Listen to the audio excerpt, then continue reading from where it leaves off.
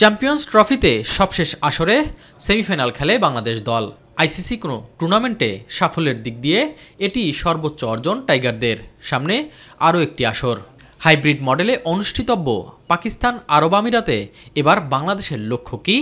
দেশ ছাড়ার আগে ফটো সেশন শেষে আনুষ্ঠানিক সংবাদ সম্মেলনে সেই প্রত্যাশার কথা জানান অধিনায়ক নাজমুল হোসেন শান্ত। যে 8টা টিম আছে, 8টা টিমই ডিজার্ভ করে চ্যাম্পিয়ন হওয়ার জন্য এবং এই 8টা কোয়ালিটি টিম এবং আমি বিশ্বাস করি আমাদের টিমের ওই অ্যাবিলিটি আছে। বাড়তি প্রেসারের কথা আমার মনে হয় না যে কেউ বাড়তি প্রেসার ফিল করবে, কারণ সবাই এটাই চাচ্ছে, সবাই এটাই চায় মনে প্রাণে এবং সবাই এটাই বিশ্বাস করে যে আমাদের ওই অ্যাবিলিটিটা আছে। প্রত্যাশার সাথে প্রাপ্তির মিলন ঘটাতে কঠিন পথ পাড়ি দিতে হবে। গ্রুপে ভারত, নিউজিল্যান্ড, স্বাগতিক পাকিস্তানের মতো বড় প্রতিপক্ষ অপেক্ষা করছে। যদিও সবার মধ্যে লক্ষ্য উতরানোর বিশ্বাস রয়েছে বলে জানান টাইগার কাপ্তান।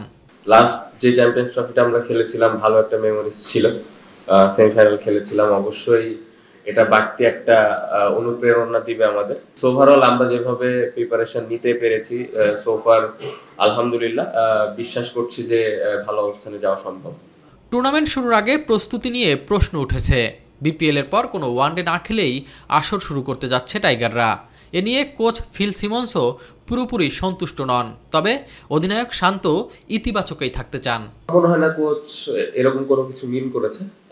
ফরম্যাট ওয়াইজ অবশ্যই একটু তো ডিফারেন্স থাকে, বাট আমার মনে হয় যেভাবে স্পেশালি ব্যাটসম্যানরা খেলেছে এই টুর্নামেন্টটা, উইকেটটা ভালো ছিল, আমরা যে কন্ডিশনে খেলবো আশা করছি যে এর থেকে হয়তো বেটার উইকেট থাকবে। সো ব্যাটাররা ভালো প্রিপারেশন নিয়েছে, এখন লম্বা সময় মাঠে থাকাটা ইম্পর্টেন্ট।